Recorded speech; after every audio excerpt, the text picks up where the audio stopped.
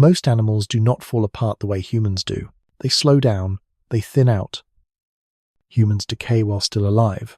Our bodies begin breaking decades before death. Not all at once. Piece by piece. Cartilage wears down. Skin loses memory of itself. Hormones drift. Cells forget their instructions. We call it normal, but no other animal seems to pay this price for living longer. And that raises a disturbing question. If aging is natural, why does it feel so violently dysfunctional in humans? Why does a species capable of medicine, technology, and long planning age like a machine running past its intended limits, as if our bodies were built for a shorter story, and every extra year is borrowed time that the system was never meant to support? Because to understand why humans age so badly compared to other animals, we have to look back to a decision evolution made long before aging ever began. Back when survival mattered more than durability, and when no one was thinking about what would happen to the body after it had already done its job. And that is where the problem quietly starts to unfold. Most animals are built to survive just long enough to finish their task. Eat, grow, reproduce, protect offspring, then fade. That is not a flaw. That is efficiency.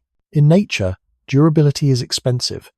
Every extra year of maintenance costs energy. Every repair mechanism costs resources. Evolution does not invest in what it does not need. Once reproduction is complete, the body is no longer the priority. Survival of genes matters. Survival of the individual does not. This is where humans quietly diverge. Humans evolved intelligence, cooperation, memory, and long dependency. Children required care for years. Knowledge mattered. Experience mattered.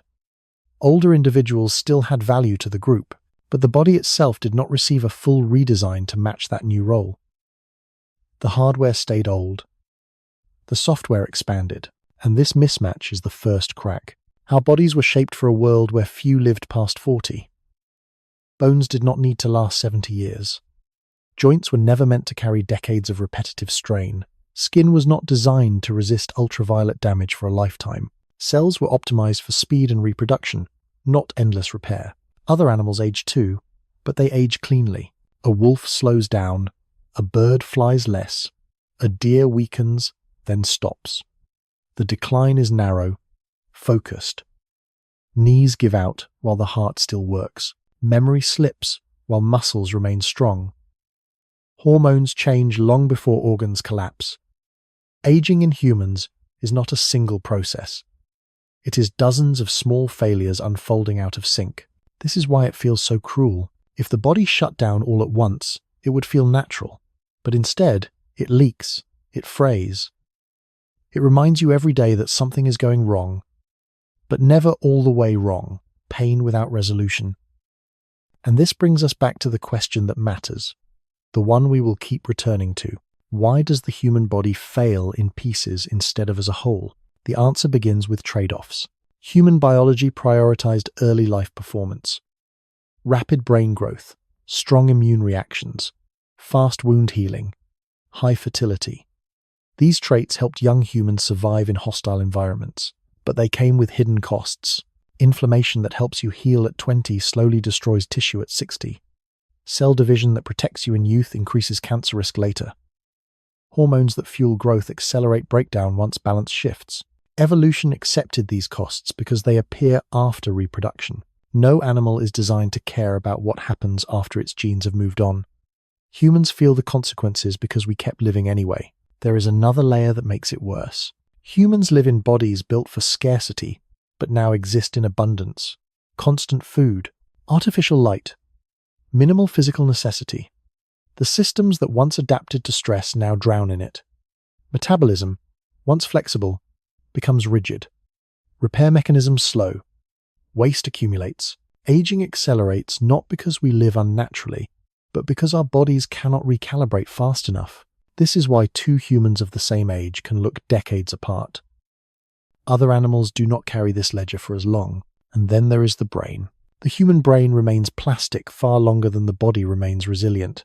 It keeps learning while joints calcify. It remembers while cells misfire. Consciousness outlives structural integrity. This is perhaps the most painful aspect of human aging. Awareness survives longer than the system that supports it. We do not just age, we witness it. That awareness was never part of the original design. No species evolved to observe its own deterioration in real time. Humans did. And once awareness exists, suffering changes shape. Decline is no longer silent, it becomes narrated. Which raises another uncomfortable question. If humans were never meant to age well, why did we evolve to live long enough to notice how badly we age? The answer does not lie in longevity itself, but in what longevity allowed. Culture, memory, teaching, accumulation of knowledge. Aging bodies carried useful minds. Evolution accepted the broken bodies as collateral, and this decision echoes forward into every ache, every stiffness, every moment when the body refuses to keep up with intention, because the human form was not optimized for comfort, or grace, or dignity in decline, but for something far simpler and far colder, and once that purpose was fulfilled, the system was never fully updated, which is why the breakdown begins so early, so unevenly, and why the first signs of aging appear not at the end of life, but quietly, long before, at the point where the body has already given evolution what it wanted, and everything that comes after exists in a kind of biological afterthought, where maintenance slows, errors accumulate, and the body begins behaving like a structure no longer receiving repairs, because from evolution's perspective, it already served its function. And yet humans keep going, keep living, keep demanding more years from a system that was never meant to sustain them, and this is where the real tension begins. Because once we understand that aging is not a failure, but a design compromise, we are forced to confront a harder realization that the pain of human aging is not accidental, not a disease, but the predictable result of a species that outlived the limits of its original design. And if that is true, then the next question is not why humans age so badly, but why some animals seem to avoid this kind of prolonged collapse altogether, and what exactly they did differently at the level of biology, metabolism, and time. Because the contrast is not subtle, and once you see it clearly, it becomes impossible to ignore that humans did not simply age worse by chance, but because they followed a path that no other species fully committed to, a path that traded durability for complexity, speed for awareness, and short-term survival for a long, uneven decline that continues to unfold quietly, even now, as the body adapts to damage by compensating, shifting the burden from one system to another, delaying failure just enough to keep functioning, but never enough to stop the process entirely. Which leads us directly to the next layer of the problem, where aging stops being just about time and starts being about how the human body handles repair, damage, and priority when resources become limited, because that is where the breakdown truly accelerates. And that is where we need to look next, starting with how human cells decide what is worth fixing and what is quietly left behind when starting with how human cells decide what is worth fixing and what is quietly left behind when resources become limited. Every living body is constantly damaged. Heat, movement, oxygen, even normal metabolism slowly tears tissue apart. Aging does not begin when damage appears. It begins when repair can no longer keep up. In most animals, repair is simple because the system is short-lived. Cells divide, fix what matters, and move on. There is no long-term accounting, no need to preserve the body for decades beyond its reproductive window, but the human body is asked to do something different. It is asked to keep going far past the point where evolution stopped optimizing it. Human cells operate on priorities, not fairness. When energy is limited, they choose survival over perfection. They patch instead of restore. They tolerate small errors if those errors do not immediately threaten function. Over time, these compromises accumulate. DNA repairs become less precise. Proteins fold incorrectly and remain. Mitochondria lose efficiency but continue operating. Nothing breaks completely. Everything degrades slightly. This is why human aging feels uneven. Different systems fail at different rates because they are triaged differently. The immune system is a clear example. Early in life, it is aggressive, overreactive. That protects against infection when exposure is constant, and medicine does not exist, but that same aggression becomes destructive later. Chronic inflammation slowly damages joints, blood vessels, and organs. The immune system never learned when to stop. Evolution did not require it to. Other animals avoid this problem by not keeping inflammatory systems active for so long. Their lives end before long-term collateral damage matters. Humans live long enough for their own defenses to turn inward. This pattern repeats everywhere. Hormones that drive growth and fertility destabilize metabolism later. Rapid cell turnover increases cancer risk with time. The brain remains adaptable, but supporting structures weaken. Each feature that helped young humans survive becomes a liability in prolonged lifespan. This is not random failure. It is delayed cost. And once again, the central question returns. Why does this cost fall so heavily on humans compared to other animals? Because humans extended lifespan without redesigning the body. Other species that live long lives, certain turtles, whales, some birds evolved slow metabolism, stable cell division, and efficient repair from the beginning. Human biology is built for speed. Speed helped us outcompete rivals. Speed helped us adapt quickly. Speed helped us survive chaos. But speed burns through structural margin. This becomes most visible in connective tissue. Human joints degrade faster because they were optimized for flexibility and endurance over short, intense periods. Cartilage does not regenerate well because it never needed to. In an ancestral environment, joint failure often coincided with death. There was no evolutionary pressure to maintain cartilage for 80 years, so the body does not try very hard. The same logic applies to skin, vision, hearing. These systems degrade not because something is wrong, but because nothing was ever assigned to keep them intact indefinitely. Humans interpret this as betrayal because consciousness outlasts structural integrity. The mind continues to expect performance long after the body has shifted priorities. Other animals rarely experience this mismatch. Their decline aligns more closely with loss of function and death. Human decline stretches out, and stretching reveals every weakness. Modern life amplifies this effect. Artificial light disrupts repair cycles. Constant nutrition removes metabolic resets. Sedentary behavior weakens systems built for movement. The body continues making short-term trade-offs in an environment that never returns to baseline.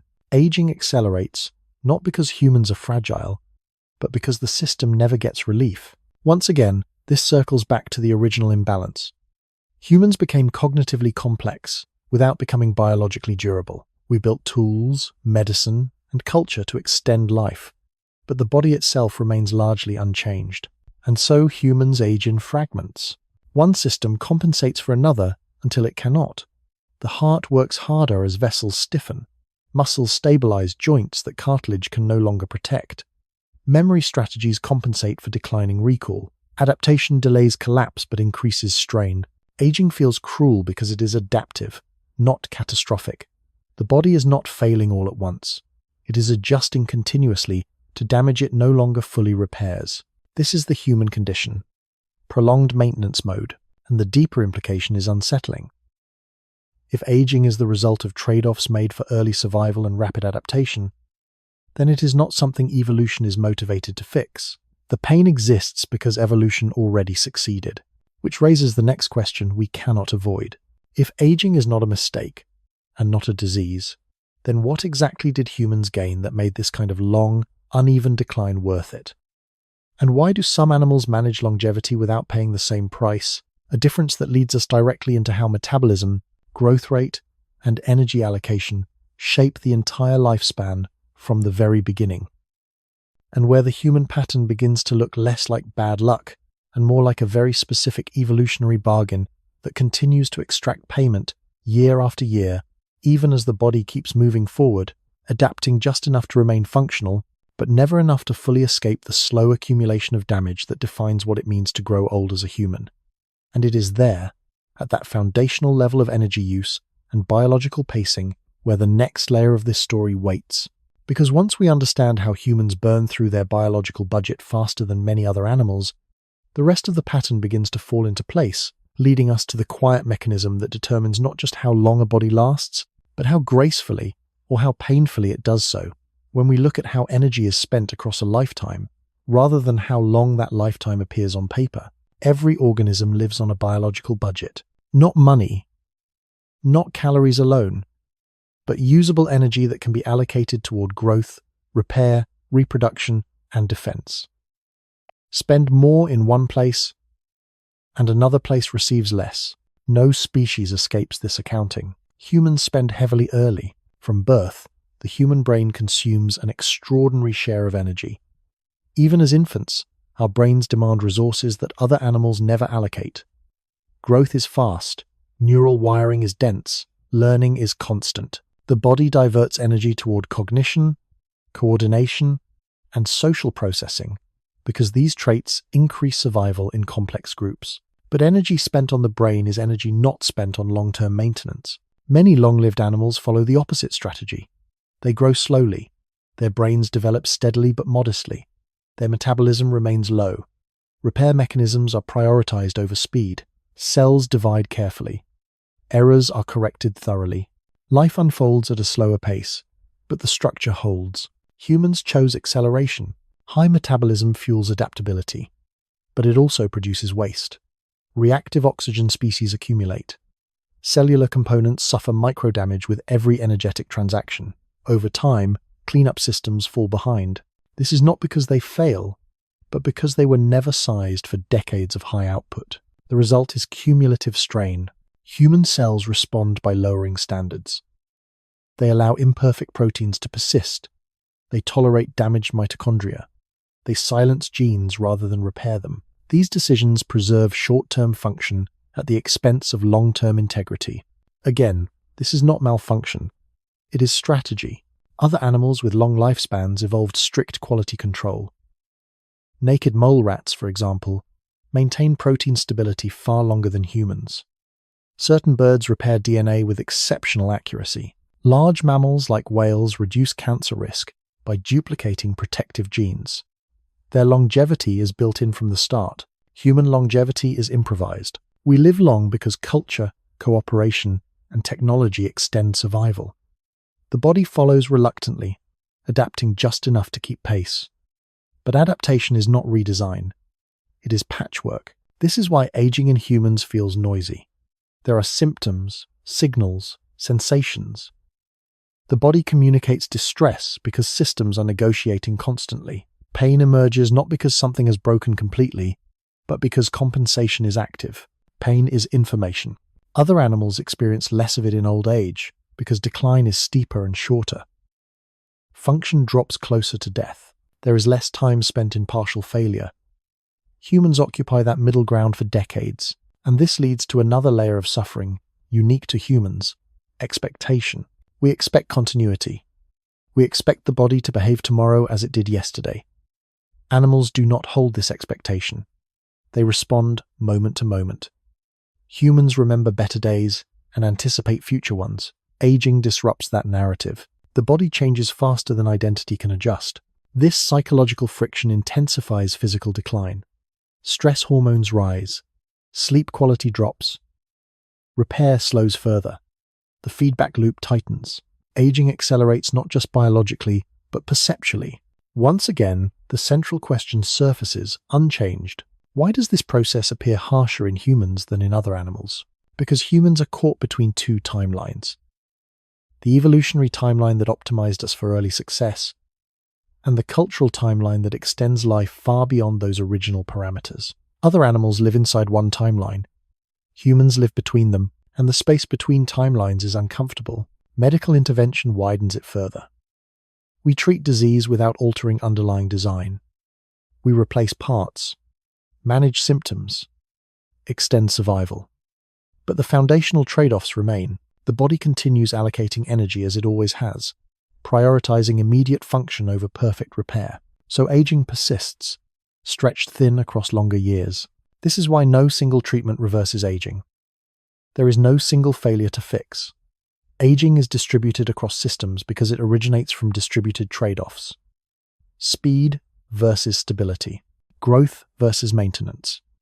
Adaptability versus durability. Humans leaned hard toward adaptability, and adaptability does not age gracefully, which brings us to the most unsettling comparison of all.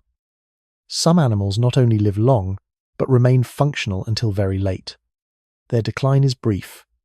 Their systems remain synchronized. Humans, by contrast, experience extended desynchronization.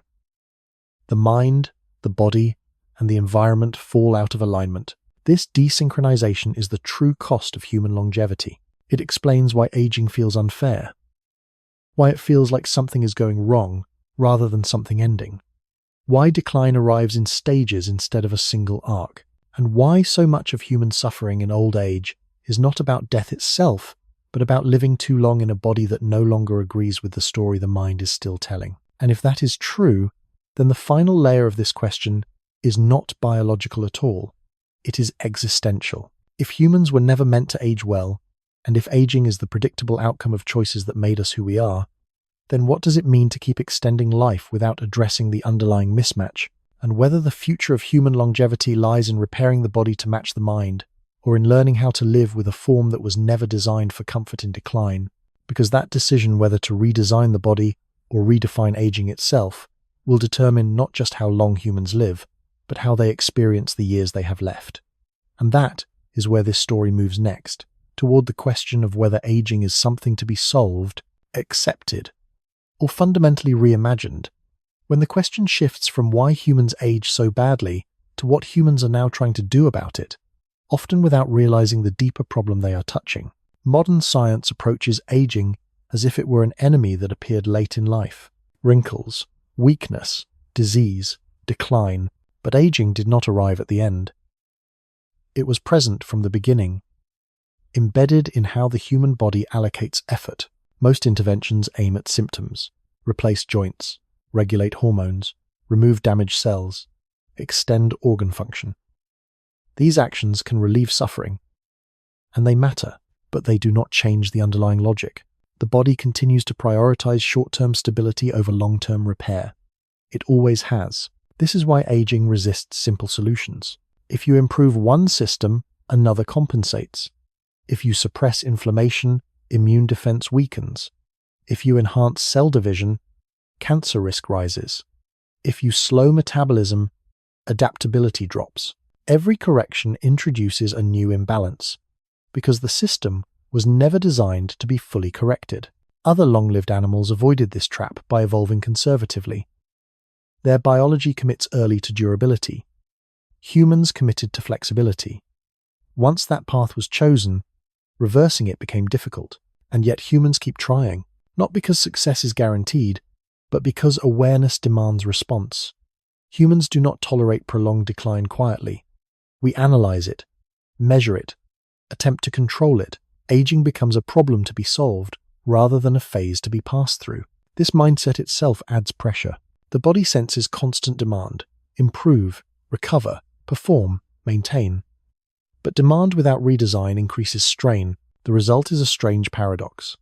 Efforts to resist aging can accelerate the experience of aging by keeping the body in a state of continuous intervention. Rest becomes rare.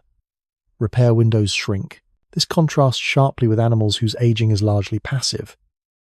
They do not fight decline. They yield when capacity drops.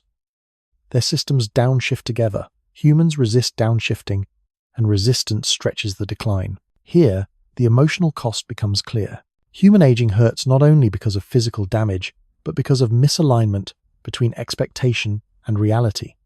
We expect control because we control so much else. When the body refuses that control, frustration compounds pain. And once again, the same question echoes underneath everything. Why did humans evolve a level of awareness that makes aging so psychologically difficult? Because awareness was useful long before it became burdensome. It helped humans anticipate danger, plan ahead, remember patterns, teach offspring. That same awareness now tracks deterioration with precision. It notices loss early. It counts what is gone. No other species does this in the same way. This makes human aging uniquely narrated. We tell stories about it, compare stages, label decades, measure decline. The story grows louder as the body weakens, and the louder the story, the harder it is to accept the design constraints beneath it. At this point, it becomes clear that human aging is not a single failure, but a collision between biology, cognition, and culture. Biology sets limits, cognition notices them, culture pushes against them. The friction between these layers produces the experience we call aging. Other animals live mostly within biology. Humans live in the tension between all three. That tension explains why aging feels personal, why it feels unfair, why it feels like something went wrong rather than something completed. Humans were never meant to feel neutral about decline, because neutrality would have reduced early life vigilance. Anxiety had value. It still does, but at a cost. And so the question evolves again. If human aging is the consequence of trade-offs that made intelligence, cooperation, and culture possible, then the suffering associated with aging is not accidental. It is the shadow cast by traits that once ensured survival. This realization is uncomfortable because it removes the idea of a fix. There may be improvements, extensions, delays, but no clean resolution unless the underlying design is altered. That alteration would not be minor. It would involve changing how energy is spent, how cells repair, how growth is regulated.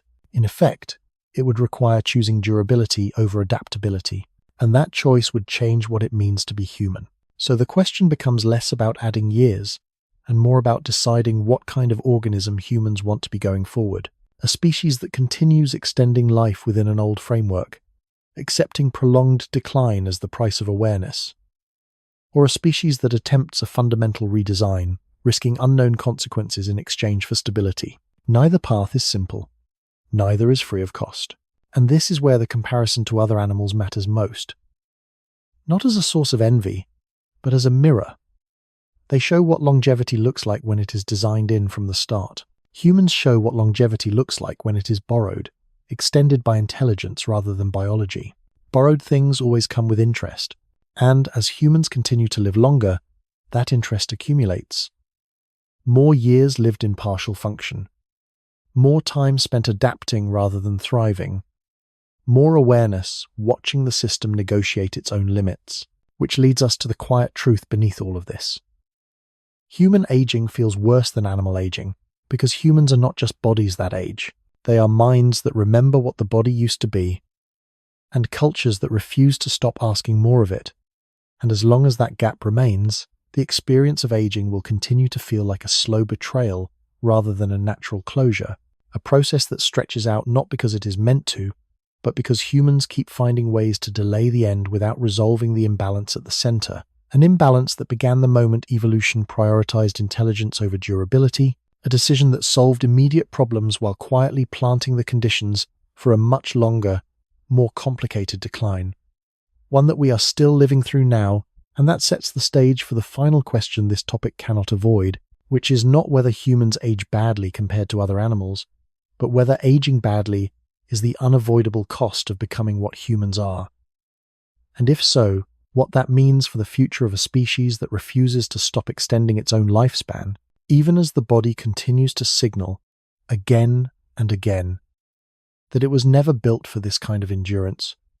And that realization brings us to the last place we need to look, where aging intersects not with biology or culture, but with choice, because once a species becomes aware of its own design limits, the question is no longer what evolution did, but what will be done next. When a species becomes aware of its own design limits, the question is no longer what evolution did, but what will be done next. At that point, aging stops being a passive process. It becomes a decision space. No other animal reaches this space. They live, decline, and disappear without questioning the structure they were given. Humans crossed a threshold where biology is no longer accepted as final. Awareness turns limits into problems, and problems invite intervention. This is where human aging separates completely from animal aging. Animals age within their design. Humans age against theirs. The moment humans learned to extend life, they created a new tension. Survival was no longer enough. Quality became a demand. Duration became negotiable. The body, however, did not receive the memo. It continues operating under rules written for a much shorter existence. So humans begin to layer solutions on top of constraints. Medicine compensates for failure. Technology offsets weakness. Lifestyle strategies attempt to slow damage. These efforts work, but only partially. They stretch the system rather than transform it. Stretching reveals stress. This is why modern aging feels heavier than historical aging. In the past, decline often aligned more closely with death. Now decline can last decades. The body survives in compromised states that were once rare. Pain is managed. Failure is postponed. Awareness remains active. The result is prolonged negotiation with limitation. And here, another contrast with animals becomes clear. Long-lived animals that age well do not negotiate. Their systems remain synchronized until late life. Function declines together. Humans experience fragmentation. One system adapts while another collapses. The mind plans while the body resists. This fragmentation produces a unique form of fatigue. It is not exhaustion from effort. It is exhaustion from maintenance. Humans spend increasing energy simply keeping things from getting worse. Movement becomes calculated. Recovery becomes slow. Every action carries consequence. The body demands attention constantly, and attention is a limited resource. Other animals are spared this phase. This is why human aging often feels unfair rather than inevitable. It does not arrive cleanly. It intrudes. It interrupts identity. It forces renegotiation of habits, roles, and expectations long before life ends. And the longer humans extend lifespan without redesign, the more common this experience becomes. Which brings us back, once more, to the central question, now sharpened by everything that came before. Why do humans age so badly compared to other animals? Not because human biology is weak, but because it was never meant to support what humans asked it to become. Humans evolved to be adaptable, not durable, clever, not stable, fast, not long-lasting. Those traits solved immediate problems and unlocked intelligence, culture, and cooperation. Aging is the delayed invoice. Other animals avoided this invoice by choosing slower paths. Humans chose acceleration, and once acceleration became embedded in biology, there was no simple way back. The body could not be retrofitted easily. So humans learned to extend life externally rather than rebuild it internally. This strategy works, but it carries cost. Aging stretches. The experience becomes heavier with time, not because death is approaching, but because the body is being asked to function far beyond the window it was optimized for. And this is the quiet truth beneath the comparison. Humans do not age worse by accident. They age worse because they asked more of life than their biology was prepared to give. And instead of redesigning the system, they chose to keep extending it, which means the future of human aging will not be decided by how long humans can live, but by whether they choose to remain a species that borrows time from a body built for less, or one that fundamentally alters what a human body is allowed to be. A decision that will determine not just the length of life, but whether the years gained feel like continuation or endurance, and that question remains open, unresolved, and unfolding. Even now, as this thought settles and the body relaxes, an attention begins to drift, because the story does not end with an answer, but with a condition, one that continues to apply as long as humans keep living beyond the limits. Evolution originally set, and as long as that gap exists, aging will continue to feel the way it does, not as a clean closing chapter, but as a long, uneven middle that stretches forward, asking quietly what will be done next, when that long, uneven middle becomes the dominant experience of being human, rather than a brief transition toward the end. At that point, aging stops being something that happens later. It becomes something that shapes behavior early. Humans begin preparing for decline decades before it fully arrives. Exercise shifts from play to preservation. Diet becomes regulation. Sleep becomes repair. The body is treated less like a vehicle for exploration and more like a system that must be carefully managed to prevent breakdown. No other animal lives this way. Animals respond to the present. Humans live in anticipation of loss. That anticipation changes how energy is spent, not just biologically, but psychologically. Worry itself consumes resources. Stress hormones rise. Recovery slows. The body absorbs the cost of vigilance, and this creates a feedback loop. The more humans fear aging, the more they attempt to control it. The more they attempt to control it, the more attention is directed toward the body's limitations. The more attention those limitations receive, the louder they become. Aging accelerates in perception, even when it does not accelerate in tissue. This is one reason human aging feels harsher than animal aging. It is constantly monitored, measured, compared. Animals do not compare their present bodies to their past ones. Memory turns aging into a narrative. Every ache has a reference point. Every loss has a before. And because humans are social, aging becomes visible. Faces change in mirrors and photographs. Strength declines in comparison to peers. Cultural standards define what is considered too early for deterioration. Shame enters the process. Fear follows. This social amplification does not exist for other animals. Their decline is private. Human decline is public, which brings us to another subtle but critical difference. Humans age in environments that constantly remind them of what youth looks like. Media, advertising, technology, images of strength, speed, smoothness, and vitality are everywhere. Aging bodies are placed next to idealized ones repeatedly. The contrast sharpens pain. In nature, animals age among others, aging at similar rates. Humans age in a culture obsessed with minimizing visible decline. This mismatch deepens dissatisfaction and increases stress, which feeds directly back into biological wear. Once again, the body pays for awareness. This makes it tempting to believe that aging would feel easier if humans simply accepted it. But acceptance alone cannot undo the structural mismatch. Even in cultures that respect elders, the body still degrades unevenly. Joints still fail early. Energy still drains unpredictably. Awareness still notices. Acceptance may soften the experience, but it does not change the design. And that design keeps returning us to the same truth. Human aging is not primarily about time. It is about imbalance. An imbalance between how long humans now live and how long the body was optimized to function smoothly. An imbalance between cognitive endurance and physical durability. An imbalance between cultural expectations and biological constraints. Other animals maintain balance by aligning lifespan with design. Humans broke that alignment. And yet, humans are unlikely to reverse course. The same traits that cause this problem, intelligence, foresight, cooperation, also prevent resignation. Humans will continue to extend life, improve medicine, and search for interventions, not because success is guaranteed, but because stopping would feel like surrender. So the future of human aging will likely be incremental, not transformative. But the core pattern may remain: prolonged maintenance, uneven breakdown, sustained awareness. Unless something fundamental changes, that change would not come from treating symptoms. It would come from altering priorities at the cellular level.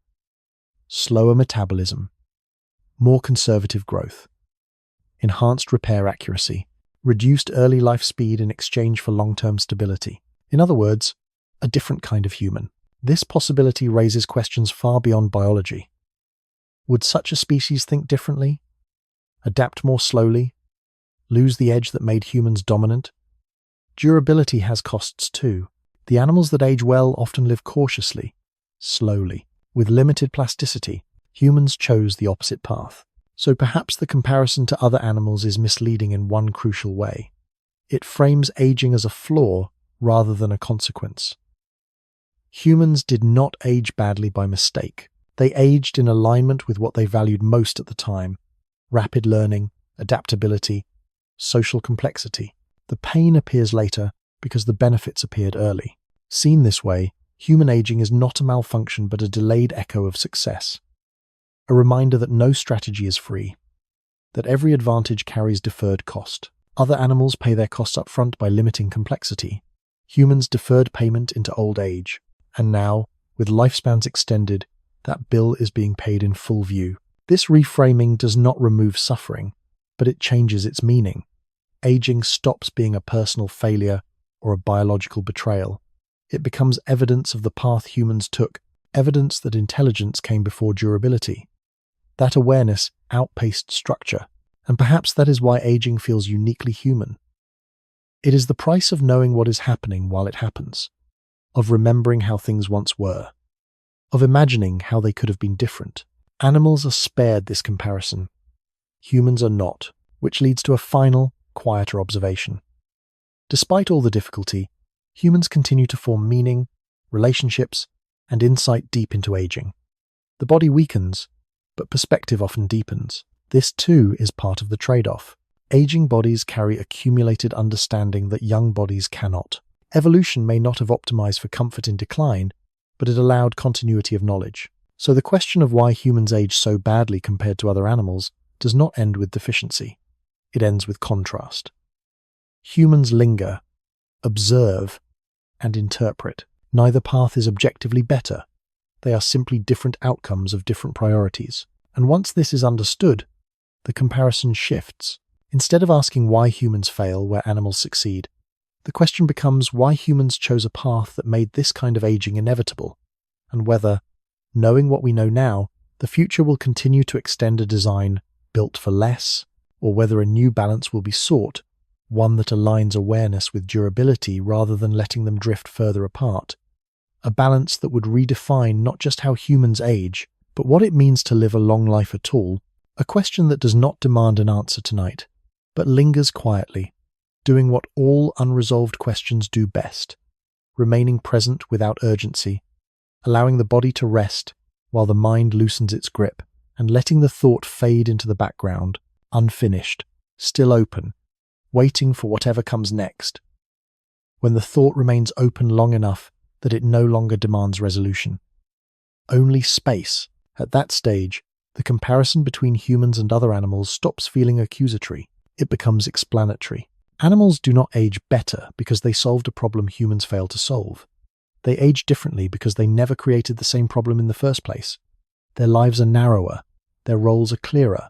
Their bodies are built to complete a limited arc and then stop. Humans expanded the arc without rebuilding the frame. This expansion changed everything. Childhood lengthened. Dependency deepened. Learning replaced instinct. Culture replaced adaptation speed.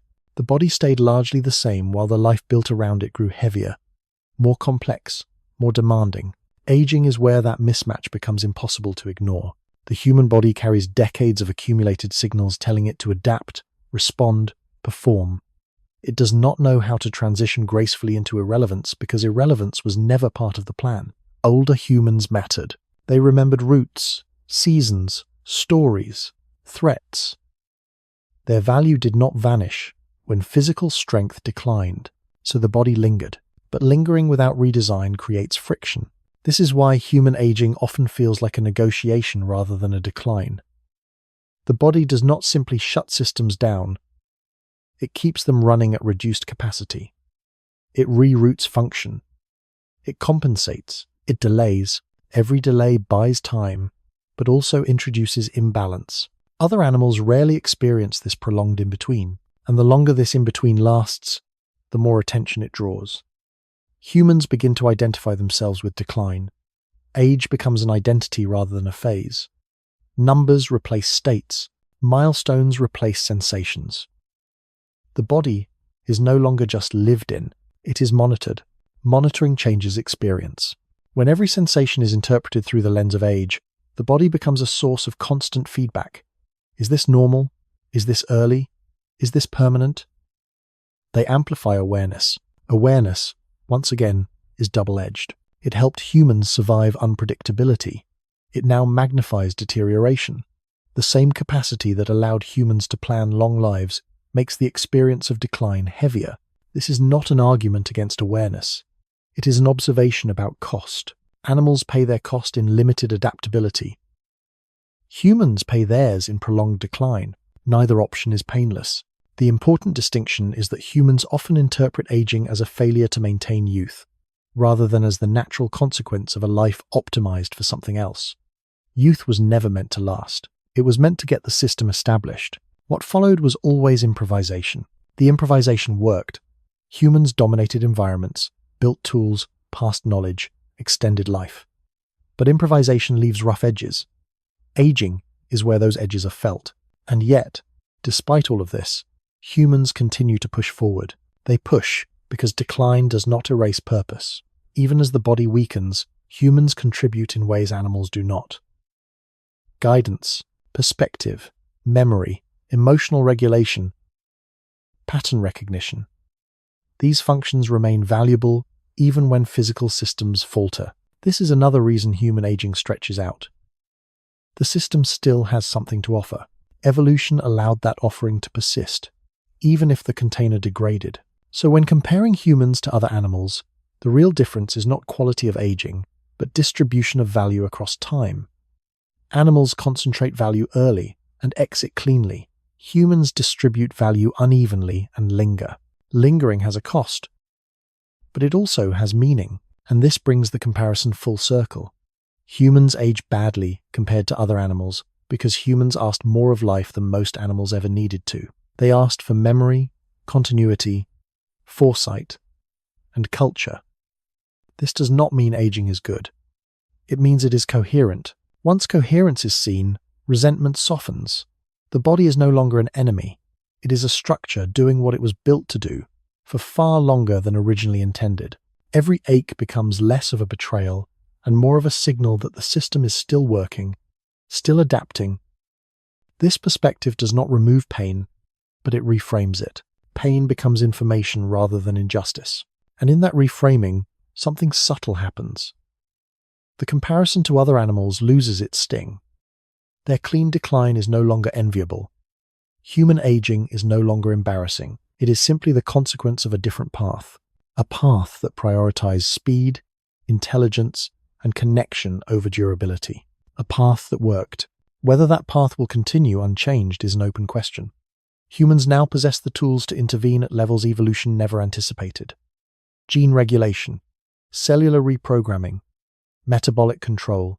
These interventions may one day realign durability with awareness, or they may introduce new trade-offs. What matters for now is recognizing that human aging is not random, not a glitch, and not uniquely cursed. It is patterned. It follows from choices made long before individuals existed. Understanding that pattern does not fix aging, but it removes the illusion that something went wrong. Nothing went wrong. Something was chosen. And that choice echoes forward into every decade lived beyond the design window. As this understanding settles, the urgency around comparison fades. There is only the task of living well within the structure humans inherited, while deciding, slowly and collectively, whether that structure will remain the same or be altered in the future. That decision does not need to be made tonight. For now, it is enough to let the question remain unanswered, to allow the body to rest without demanding solutions, to recognize that aging feels the way it does because humans are what they are, and that awareness itself, though heavy at times, is also the reason this question can be asked at all. And as attention drifts and the need for resolution loosens, the comparison softens into context, the context into background, and the background into quiet. Because the story does not end with a conclusion, but with understanding, and understanding does not require effort to hold on to.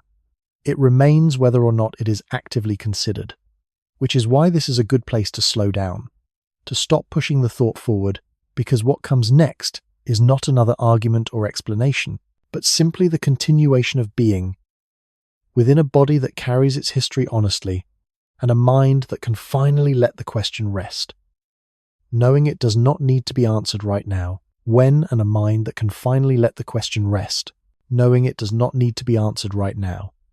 When awareness stops pushing forward and begins to turn inward instead. At that moment, something subtle shifts. Not resolution, not acceptance, just a loosening of pressure. The body does not suddenly feel better. Aging does not pause. Pain does not disappear. What changes is the relationship between attention and sensation. The body continues its slow negotiation with time, but the mind steps back from demanding explanations. This distance matters, because much of what makes human aging feel unbearable is not the damage itself, but the constant interpretation of damage. Every stiffness becomes a signal. Every delay becomes a warning. The body is no longer simply experienced. It is evaluated. Animals do not evaluate their decline. Humans do. That evaluation keeps systems active that would otherwise quiet down. Stress responses remain engaged. Cortisol rises. Sleep fragments. Repair slows further. The mind's effort to understand aging feeds the very processes that accelerate it. This is one of the least discussed aspects of human aging. Interpretation amplifies deterioration, not metaphorically. Biologically, the nervous system responds to perceived threat, not just physical injury. When aging is interpreted as loss, danger, or failure, the body reacts as if under continuous stress.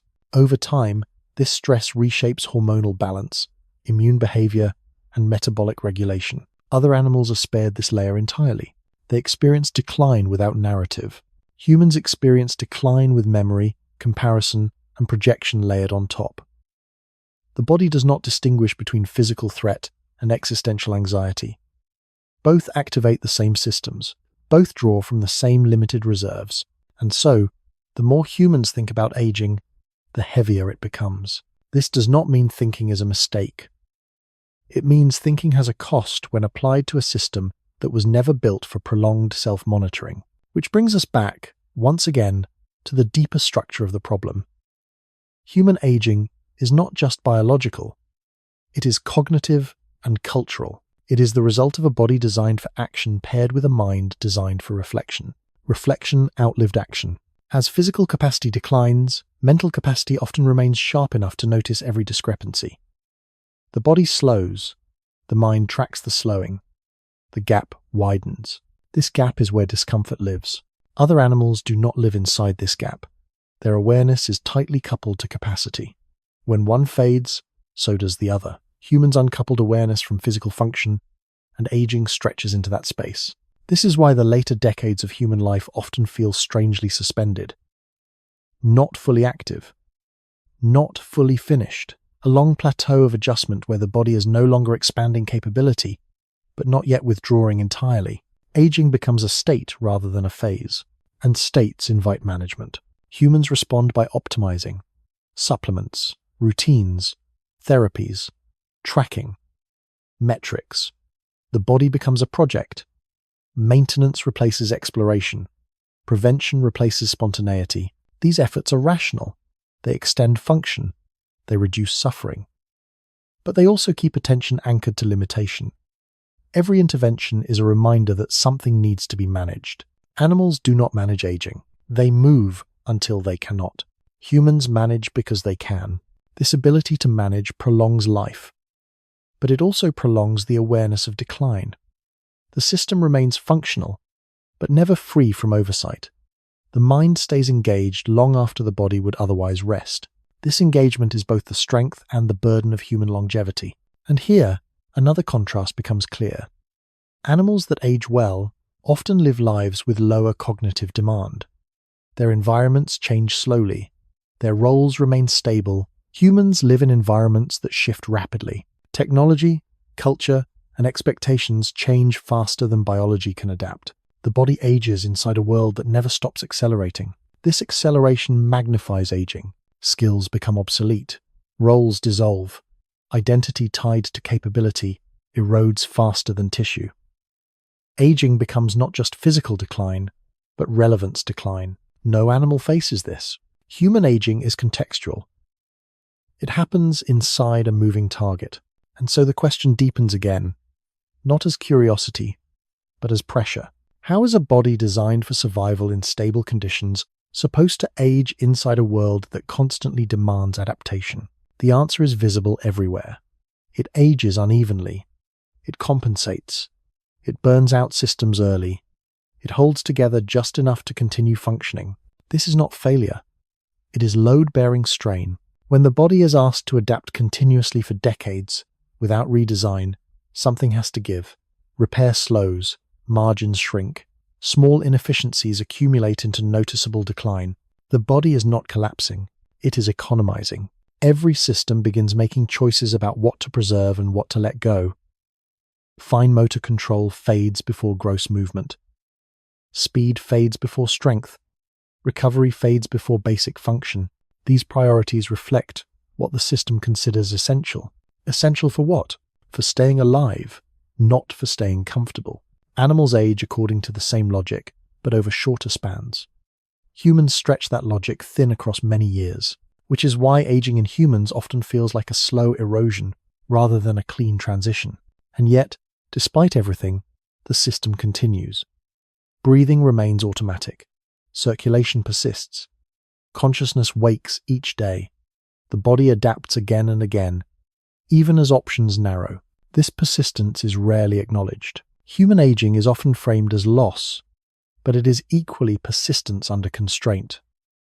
The body continues solving problems with fewer resources. That is not nothing. And perhaps This is why the comparison to animals ultimately misses the point. It assumes aging should be evaluated by smoothness or efficiency, but humans never optimized for efficiency alone. They optimized for resilience in complexity.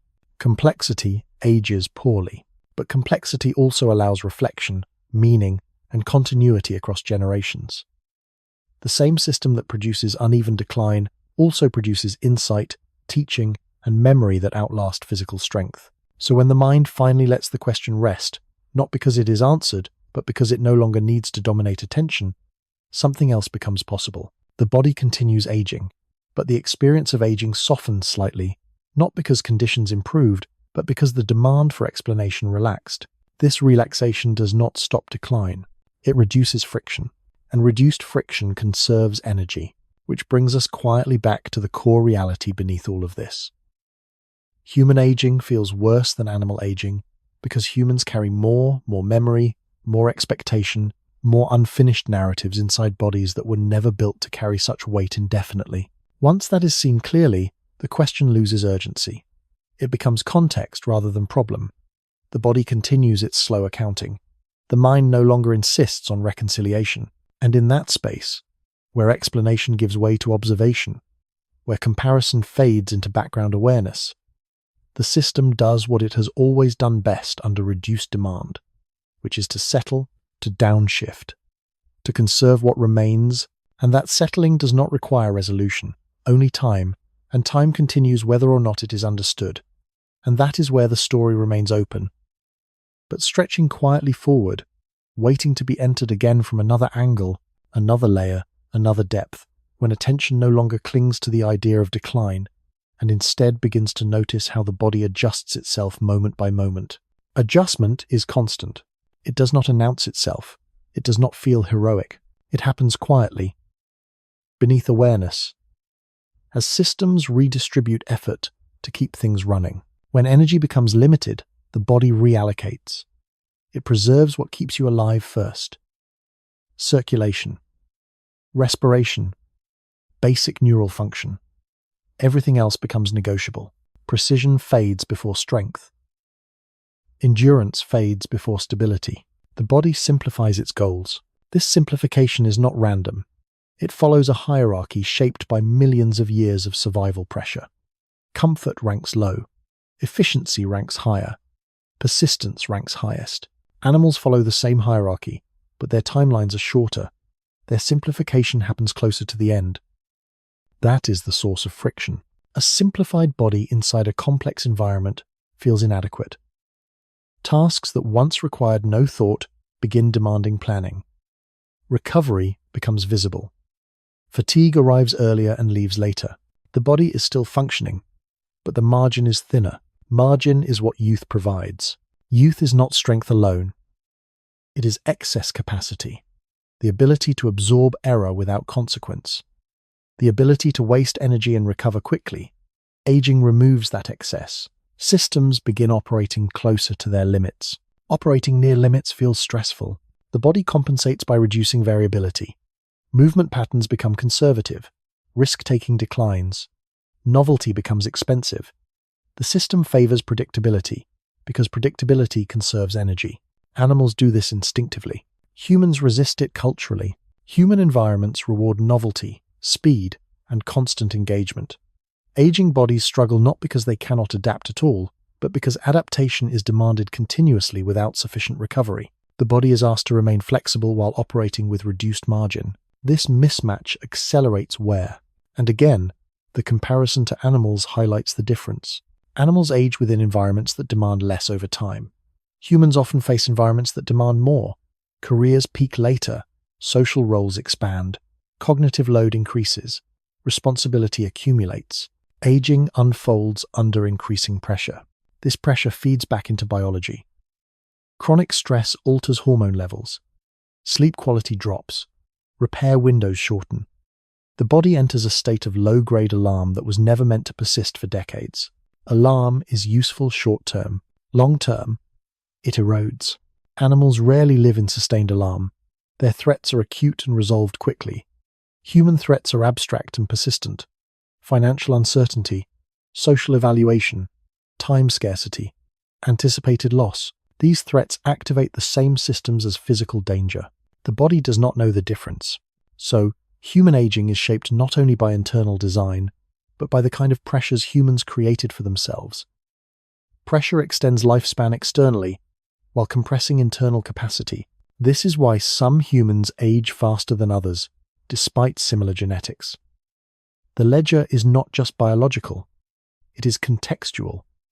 Load matters, and load accumulates. As load increases, the body prioritizes survival over optimization. Systems that once aimed for peak performance settle for adequacy.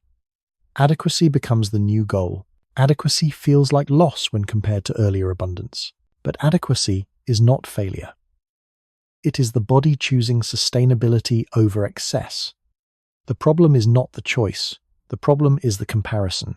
Animals do not compare adequacy to youth. Humans do. Comparison reintroduces tension. When the mind stops comparing, the body's adjustments feel less antagonistic. Stiffness becomes information rather than insult. Fatigue becomes signal rather than verdict. The system is not betraying, it is communicating. Communication is constant. Pain is one form, discomfort is another, delay is another. Animals respect boundaries instinctively. Humans negotiate them. Negotiation extends function, but it also keeps the conversation going. The body is never allowed to settle fully into its simplified mode. It is constantly pulled back toward earlier standards. This tug of war is exhausting, and exhaustion compounds aging, which brings us again to the same structural insight. Human aging feels worse because humans do not allow aging to complete any phase cleanly. Decline is stretched, interrupted, modified, delayed, and monitored. The system never gets closure. Animals receive closure quickly. Closure is efficient. Humans resist closure because awareness refuses to disengage. There is always something unfinished. Another obligation, another role, another memory that insists on relevance. So the body keeps negotiating. This negotiation is not endless, but it is long enough to feel heavy. Years pass inside it. Decades. Sometimes the body adapts again and again, lowering thresholds, redefining normal, conserving what remains. This process does not look graceful. It looks messy, uneven, asymmetric, but it works. Most humans do not collapse suddenly. They persist, they adjust, they reframe, they continue within narrowing parameters. Persistence is underrated. In animals, persistence is short. In humans, persistence becomes a long practice. That practice shapes experience. Aging is not just what happens to tissue, it is what happens to identity under constraint. Identity resists change longer than tissue does, and resistance creates friction. When resistance softens, not because decline stopped, but because comparison eased, the system gains a small amount of relief. Relief does not reverse aging. It slows the subjective burden. Subjective burden matters. Two bodies with similar physical condition can experience aging very differently depending on how much internal conflict exists. Animals experience little conflict. Humans experience a lot. So, perhaps the most accurate comparison is not between human bodies and animal bodies, but between human minds and animal minds inside aging bodies. The difference lies there. Human minds outlive their body's original specifications. They remember peak capacity. They imagine future capacity. They notice decline early and often. Animals remain anchored to the present. Presence reduces suffering. This does not mean humans should abandon reflection. Reflection built civilization.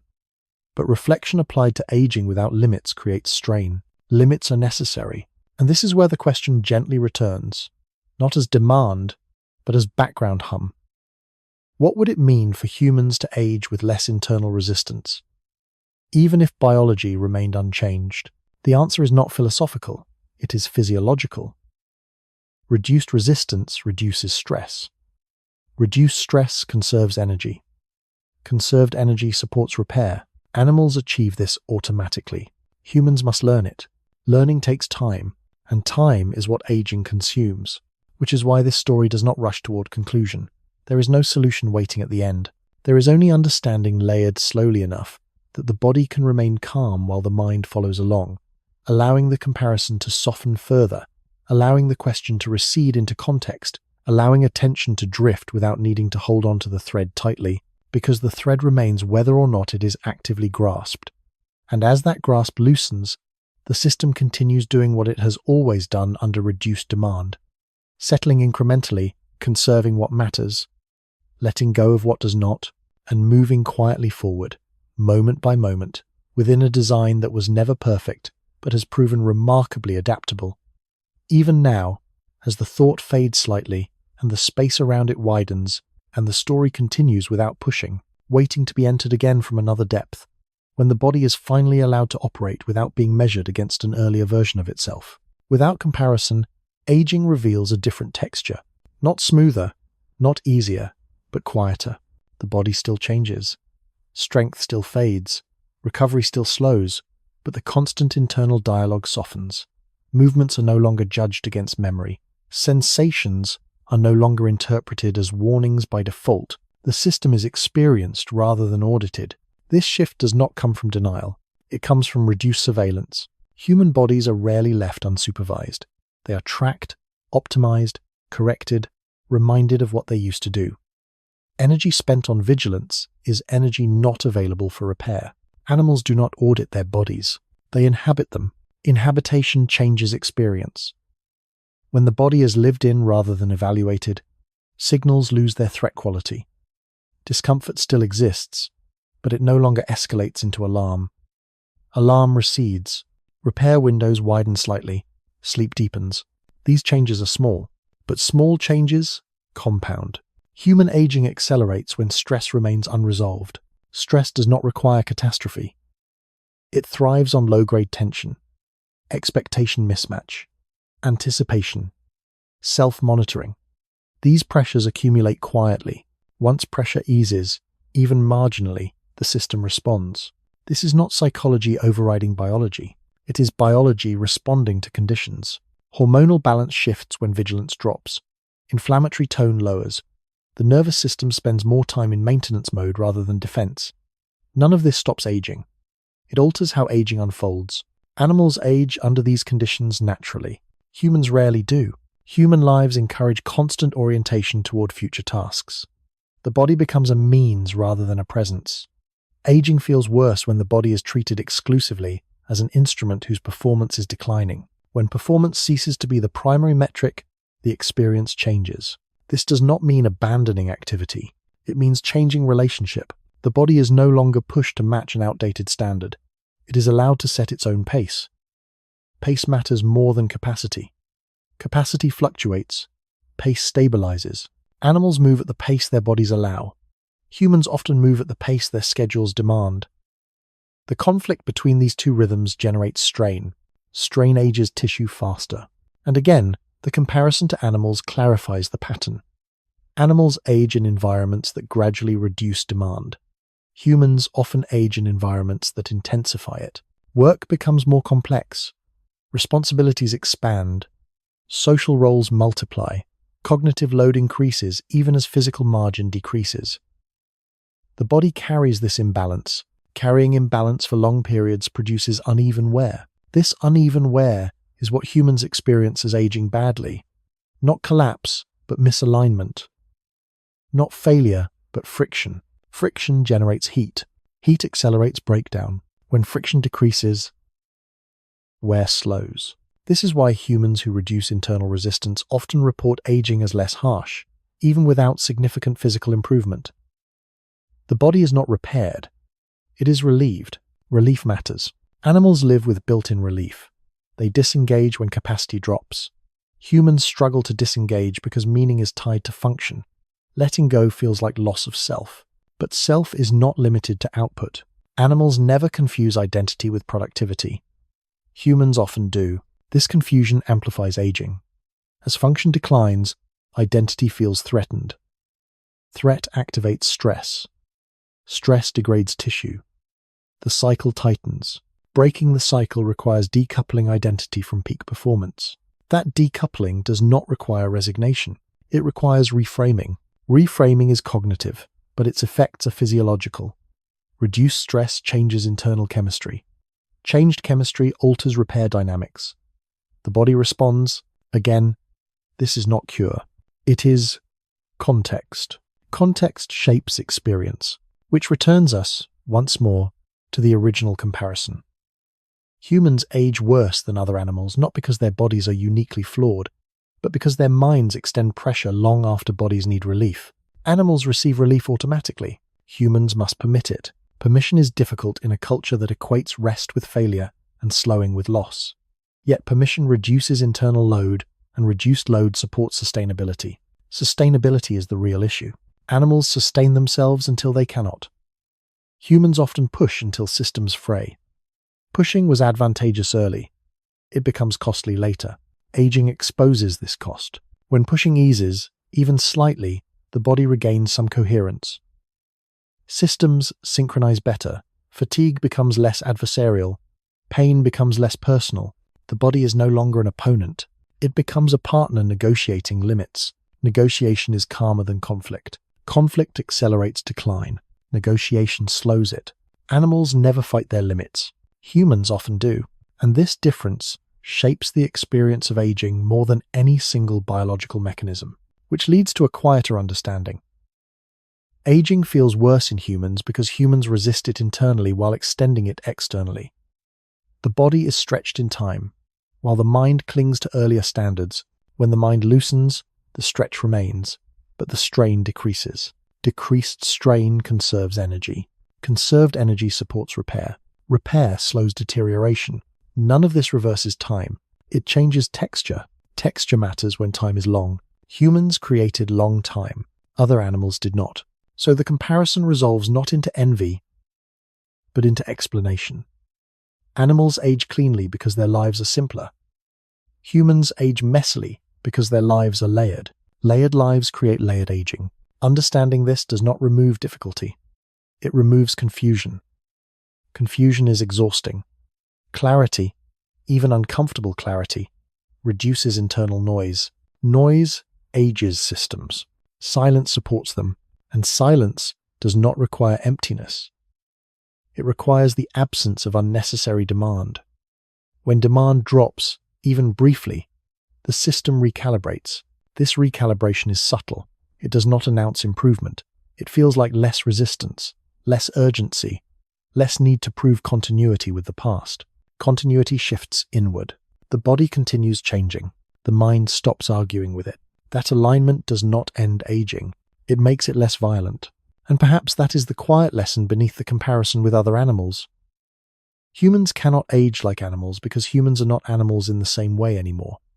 They changed the conditions of living. Aging followed. But humans can age with less friction if they stop demanding that bodies designed for one purpose continue performing another indefinitely. This is not surrender. It is adaptation. Adaptation is what evolution rewarded most. And adaptation does not stop with youth. It continues, quietly, even now, as attention softens further, as internal pressure eases, as the need to extract conclusions relaxes, because the body does not require understanding to function, only conditions that allow it to do so, and when those conditions appear, even briefly, the system responds by settling into its current form with less resistance, less strain, and less noise. And that settling is not the end of the story, but another phase within it, one that does not demand explanation, only presence. And presence does not push forward. It remains, waiting without urgency, open to whatever comes next. When presence replaces pressure, and the body is no longer treated as a problem that needs to be solved. In that state, aging reveals another layer that often goes unnoticed. The body does not only decline, it reorganizes. Systems that once chased speed begin prioritizing stability. Reflexes soften, but coordination often improves. Raw strength fades, but efficiency increases. Movements become economical, not because the body is weaker, but because it no longer wastes effort. Animals age this way instinctively. Humans only notice it when they stop demanding youth-like output. Much of what is labeled aging badly is actually the discomfort of resisting this reorganization. The body is shifting strategy, but the mind keeps insisting on an outdated operating mode. That insistence creates friction. and friction feels like failure. When friction eases, the same physical state can feel dramatically different. The body still has limits, but those limits stop feeling punitive. They feel descriptive. Description carries less emotional weight than judgment. Judgment keeps stress circuits active. Description allows them to quiet down. And quiet is not passive. Quiet is where maintenance happens. Repair does not require motivation. It requires low interference. Human bodies evolved to repair themselves most effectively during periods of low vigilance. Sleep, rest, rhythmic movement, and predictable routines signal safety. Safety tells the nervous system it can redirect energy from defense toward maintenance. Animals live inside these signals naturally. Humans disrupt them constantly. Artificial light, irregular schedules, constant stimulation, and social comparison keep the nervous system partially engaged even at rest. Aging unfolds inside this background noise. Noise accelerates wear not by destroying tissue directly, but by preventing full recovery cycles. Recovery is not dramatic, it is cumulative. Miss it often enough, and decline becomes noticeable. This is why two humans with similar genetics and lifestyles can age very differently depending on their internal state. The body does not only track calories and movement, it tracks perceived safety. Animals perceive safety when threats are absent. Humans perceive threat in abstraction. Deadlines, evaluation, anticipation, memory. The body reacts as if danger is present. Over years, this reaction reshapes aging. This does not mean aging can be reversed by mindset. It means aging is shaped by conditions, not just by time. Conditions include internal ones. When internal conditions soften, aging does not stop, but it loses some of its sharpness. Sharpness is what makes it feel hostile. Blunt processes feel tolerable even when they are irreversible. Animals age bluntly. Humans often age sharply. Sharpness comes from tension. Tension is sustained effort against reality. Effort drains resources. Drained systems fail sooner. This pattern repeats everywhere. Muscles held in chronic tension fatigue faster. Joints under constant microguarding degrade unevenly. Sleep under vigilance fragments. Fragmented sleep slows repair. Slowed repair accelerates decline. None of this is mysterious. It is mechanical, yet humans often search for complex explanations because simplicity feels insufficient. But aging is not complex in mechanism. It is complex in experience because humans layer meaning onto sensation. Meaning intensifies experience. Animals experience sensation without narrative. Humans narrate sensation into identity. Identity resists change. Resistance costs energy. Energy spent resisting is energy not available for maintenance. Again, the same loop. When resistance drops, the loop loosens. The body does not improve dramatically. It stabilizes.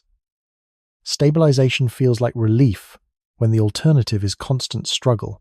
Relief allows the system to settle into its current configuration. Settling reduces noise. Reduced noise improves efficiency. Efficiency slows deterioration. This is not optimization. It is alignment. Alignment between what the body can do and what the mind demands. Animals live aligned by default. Humans often do not. This misalignment is the hidden variable in human aging. It explains why some people appear to age better despite similar physical conditions. They are not escaping biology. They are cooperating with it. Cooperation is less costly than conflict. Conflict accelerates wear. Cooperation redistributes load. Redistribution keeps systems functional longer, even if peak capacity is gone. Peak capacity is temporary by design. Longevity was never meant to preserve peaks. It preserves continuity. Continuity is quieter. It does not announce itself. It is felt as the ability to keep going without collapse. Animals preserve continuity briefly. Humans preserve it for decades. Decades magnify everything. Small inefficiencies become visible. Small imbalances accumulate. Small stresses matter. This is why human aging feels like a slow accumulation rather than a single turning point. The body is not failing catastrophically. It is paying interest on long-term trade-offs. Those trade-offs began early. Fast growth, high plasticity, Intense learning, social complexity, they paid off. Aging is the deferred cost. Animals chose lower interest plans. Humans chose higher risk, higher reward. Reward arrived early, cost arrives late. Understanding this does not make aging pleasant, but it makes it legible. Legibility reduces anxiety. Anxiety worsens outcomes. Again, the loop closes. When the mind no longer treats aging as an error to correct, the body is allowed to operate within its revised parameters. Revised does not mean diminished in every sense. It means different priorities: stability over speed, endurance over output, consistency over intensity. These priorities are not valued in youth-driven cultures, so they feel like loss. Animals value them implicitly. Humans must learn to. Learning takes time. Time is what aging provides. Ironically, the very process that creates discomfort also creates the opportunity to understand it. Animals do not gain this understanding. Humans do. Whether that understanding is used to reduce friction or to amplify frustration is a choice that emerges only because awareness persists. That persistence is the defining feature of human aging. It is what makes it heavier, but also what makes it meaningful. Meaning does not cancel pain. It contextualizes it. Context allows endurance. Endurance is how humans survive long arcs. Long arcs are what humans created. Aging is inseparable from that creation. When this is seen clearly, the comparison to animals loses its edge. There is no standard to meet.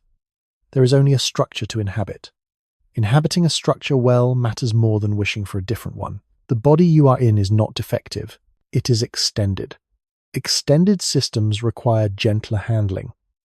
Gentler handling conserves function. Conservation supports continuity. Continuity is enough, and when continuity is allowed to be enough, the constant push for explanation softens again.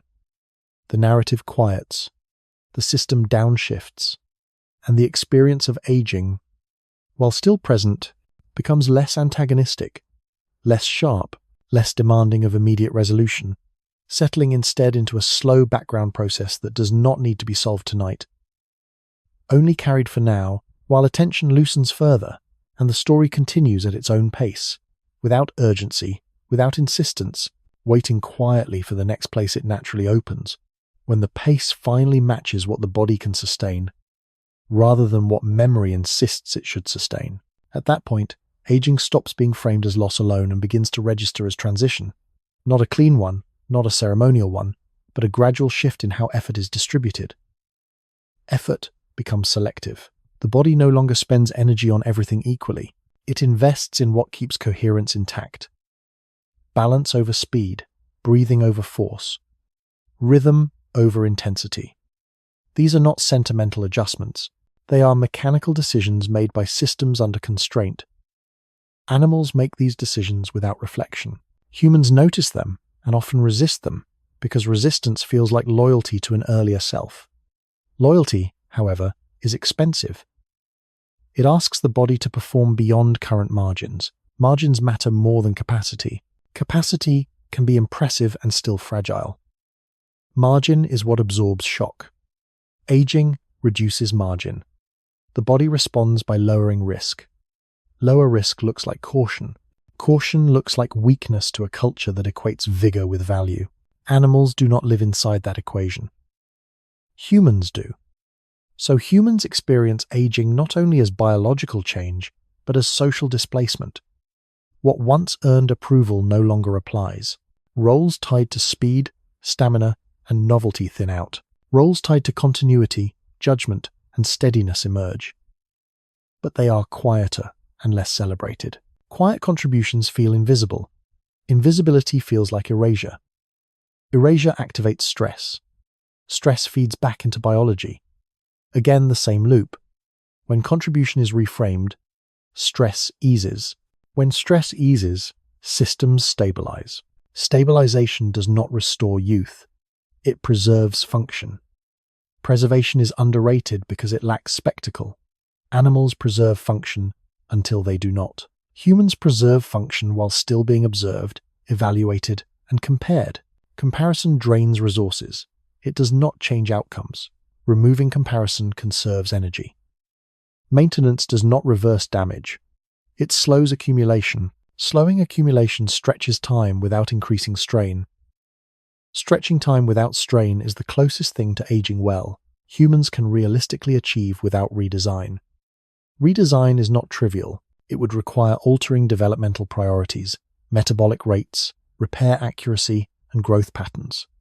Those changes would ripple through cognition, behavior, and adaptability. Animals that age well live cautiously by default.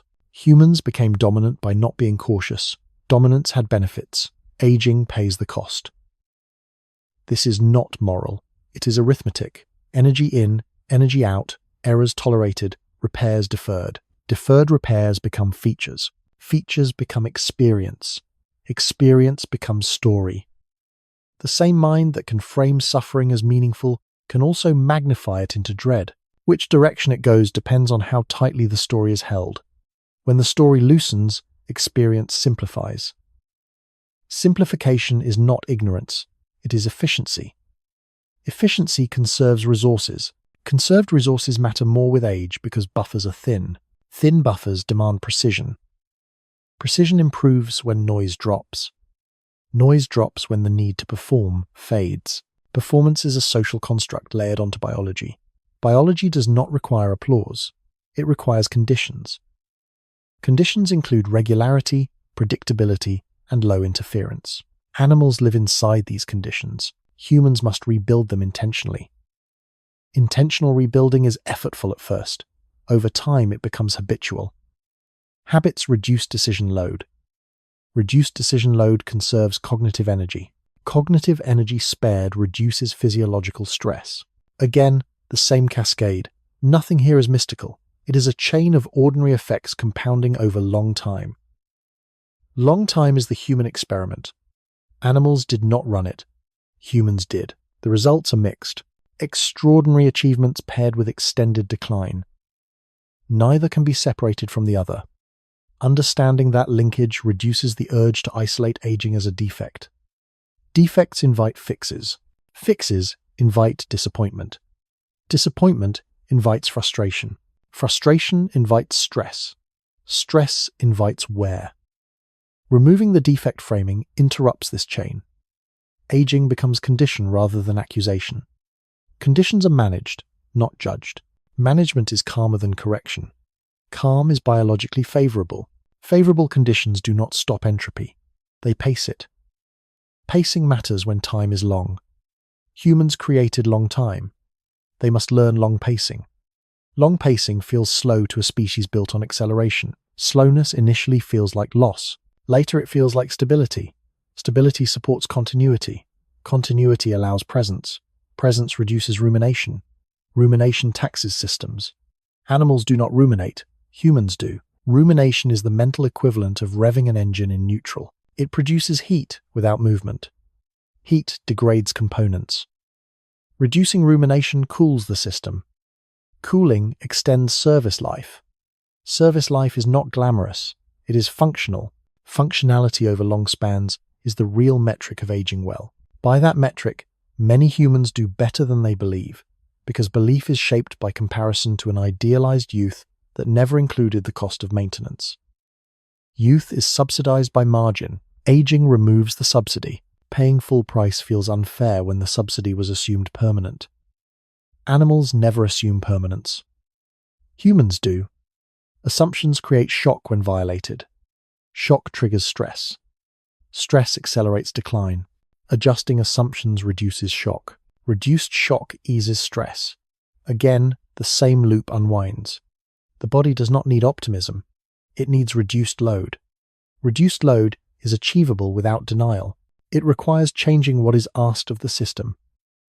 Asking less of speed.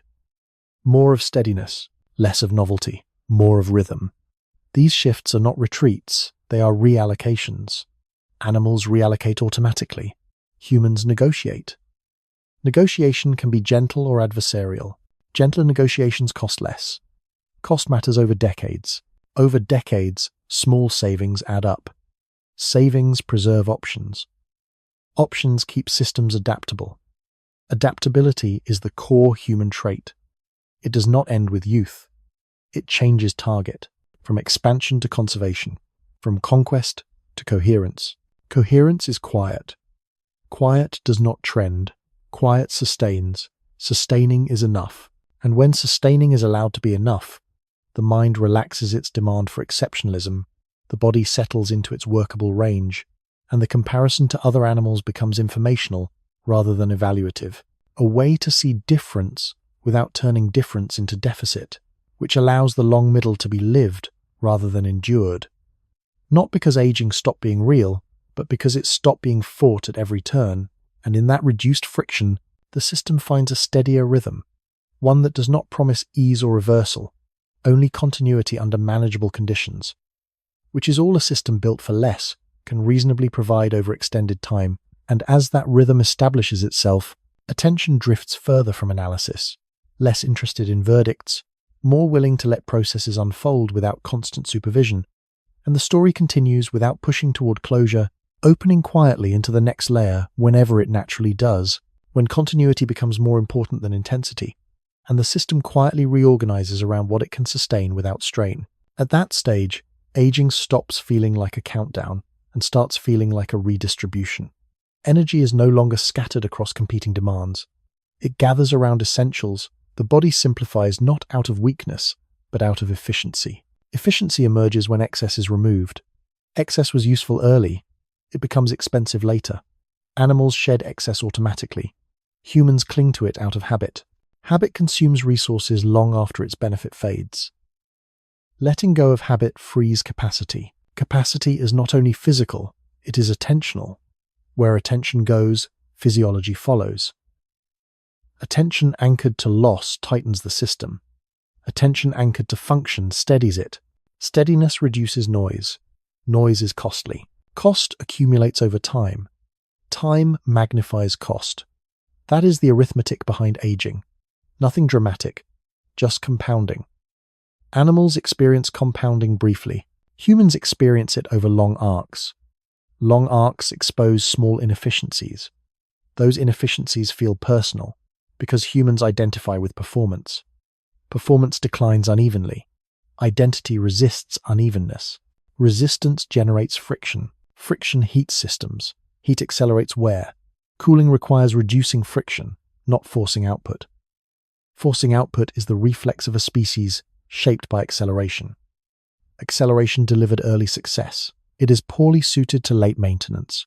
Maintenance requires patience. Patience is undervalued. Animals practice patience without naming it. Humans must relearn it. Relearning is uncomfortable because it contradicts earlier training. Earlier training rewarded speed, novelty, and expansion. Aging demands consolidation. Consolidation is not regression. It is integration. Integrated systems are more stable. Stability reduces variance. Reduced variance lowers risk. Lower risk preserves function. It looks ordinary. Ordinary is often mistaken for decline. Animals accept ordinary as sufficient. Humans struggle because ordinary is socially invisible. Invisibility feels like erasure. Erasure threatens identity. Threat activates stress. Stress degrades tissue. Again, the loop. Breaking the loop does not require becoming invisible. It requires redefining visibility. Visibility can be presence rather than performance. Presence is low cost. Performance is high cost. Costs matter when budgets shrink. Budgets always shrink with age. Shrinking budgets require prioritization. Prioritization clarifies values.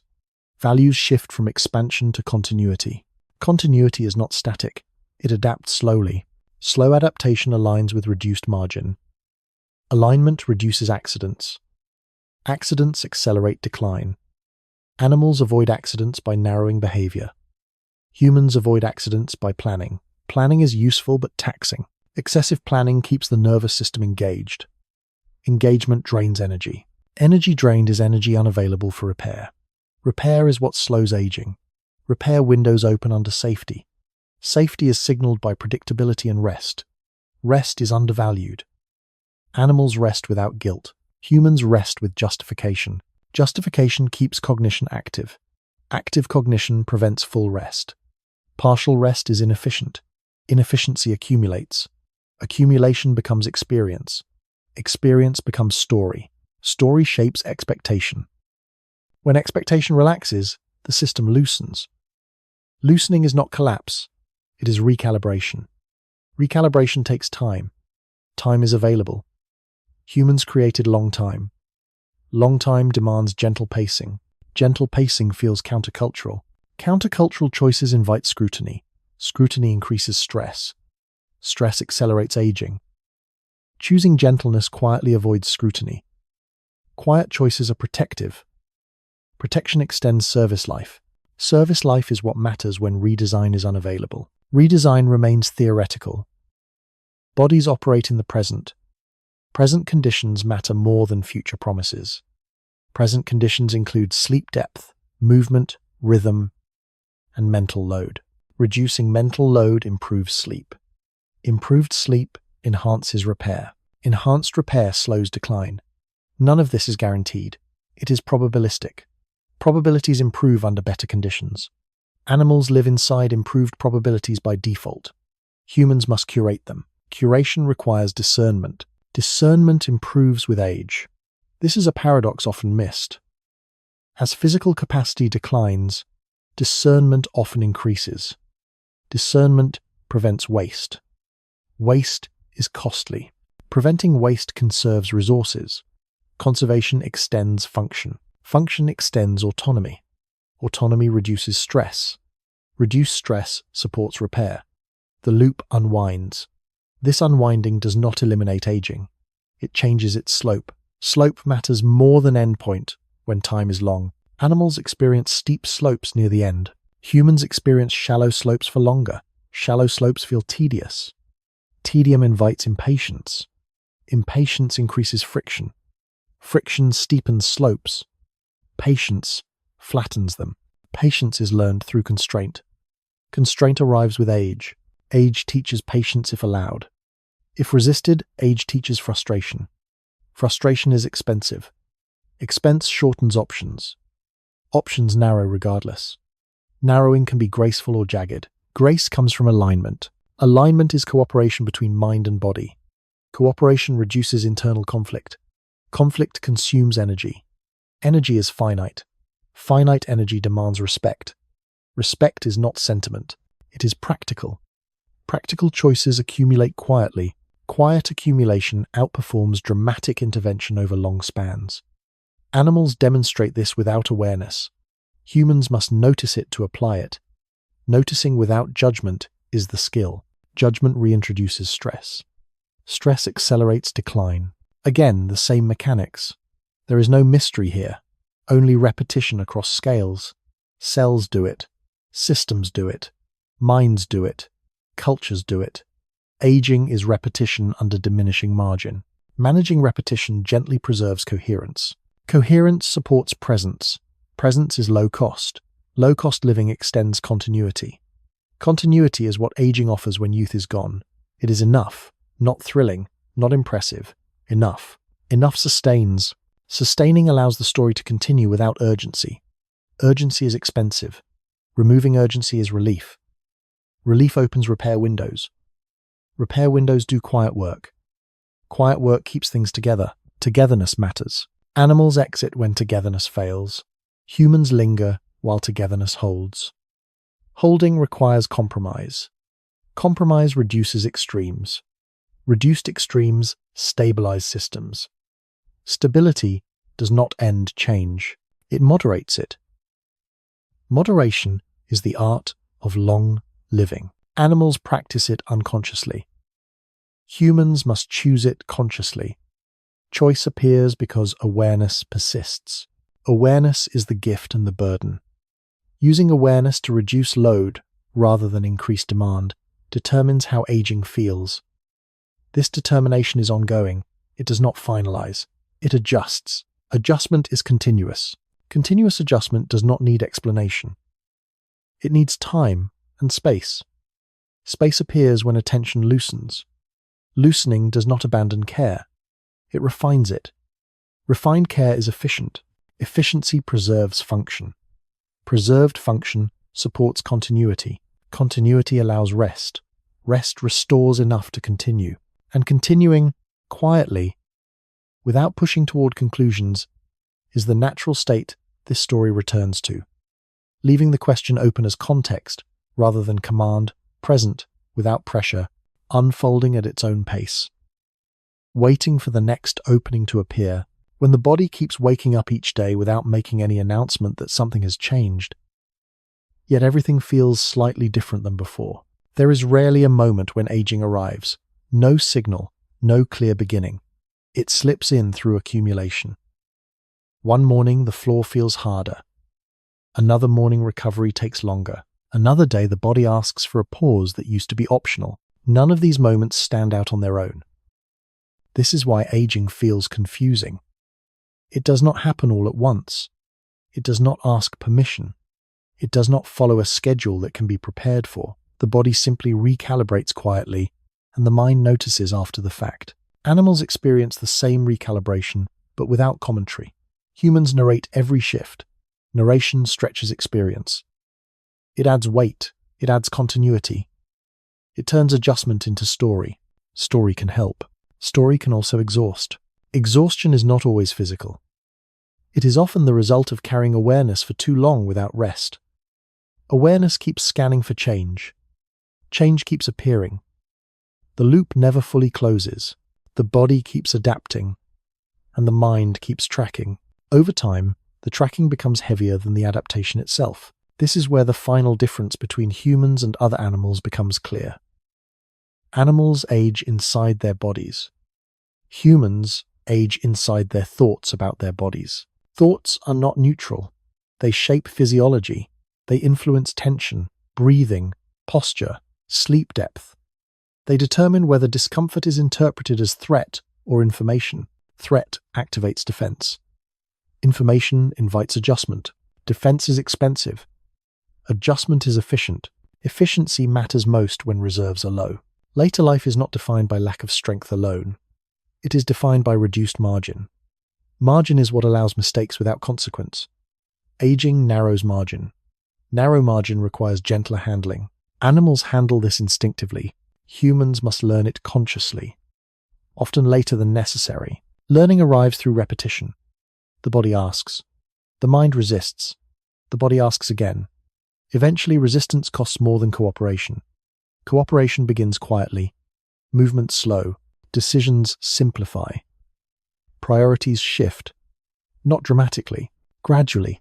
This gradual shift is often mistaken for decline. But decline is only part of it. The other part is refinement. Excess effort is removed. Unnecessary strain is dropped. The system becomes more selective.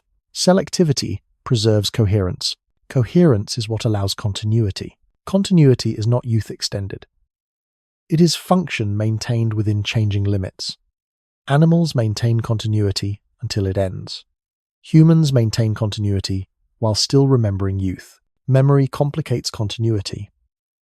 It introduces comparison. Comparison introduces friction. When comparison eases, continuity feels less like loss and more like adaptation. This does not require optimism. It requires realism without hostility. The body is not an enemy. It is a system operating under constraints that were never designed for endless extension. The fact that it continues at all is not trivial. It is evidence of remarkable adaptability. Human bodies are not built to age comfortably. They are built to adapt relentlessly. Adaptation under scarcity looks uneven. It looks imperfect. It looks fragile from the outside. From the inside, it feels like constant negotiation. Negotiation is tiring. But negotiation is also flexible. It allows adjustment rather than collapse. Animals experience less negotiation because their lives resolve sooner. Humans experience more because they keep going.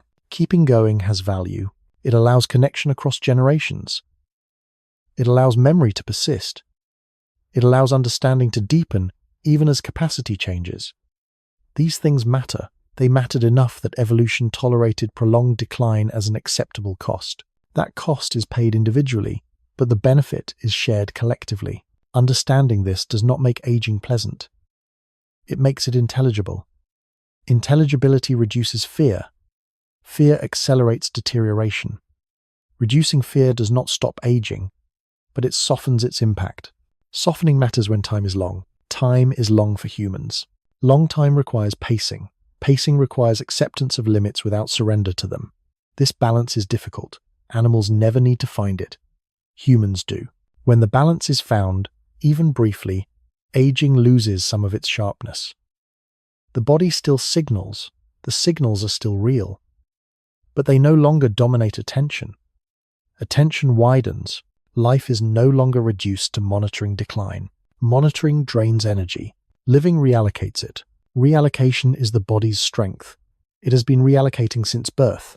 Growth, learning, reproduction, recovery. Aging is another reallocation phase. Less emphasis on expansion, more emphasis on preservation. Preservation is quieter than growth. It does not announce itself. It does not trend upward. It simply holds things together long enough to matter. Holding together is not failure. It is function. Animals exit when holding together fails. Humans often hold together for decades longer. That holding is not free. It requires compromise. Compromise reshapes experience. Experience becomes slower, more deliberate, less reactive.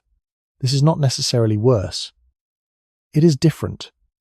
Difference becomes painful only when judged against an outdated standard. When the standard shifts, pain reduces. The comparison with other animals dissolves here. They did not age better. They aged according to different constraints. Humans chose constraints that favored intelligence, memory, and culture. Aging reflects that choice. Nothing went wrong. Something unfolded. And unfolding does not require closure. It does not require a solution tonight. It continues whether or not it is understood. The body continues adjusting. The mind can rest from trying to oversee every adjustment. Rest does not mean giving up. It means allowing processes to proceed without interference. Interference is costly. Allowance is economical. Economy matters in long systems. So this is where the story settles. Not with an answer, but with context. Aging is not a defect to correct or a comparison to win. It is the lived consequence of a long experiment in adaptability, an experiment that extended life faster than it redesigned the body, and then asked that body to keep going anyway. It does, imperfectly, unevenly, quietly, and that quiet continuation is enough for now. Enough to let the question loosen its grip. Enough to allow attention to drift without urgency. Enough to rest inside a body that is still negotiating its limits honestly, still breathing, still functioning, still here. Not because it was built for endless endurance, but because it learned how to adapt under pressure, and adaptation does not need to be explained to continue. It only needs space, and space appears when the demand for resolution fades, leaving what remains to unfold at its own pace, without insistence, without struggle, and without needing to be anything other than what it already is.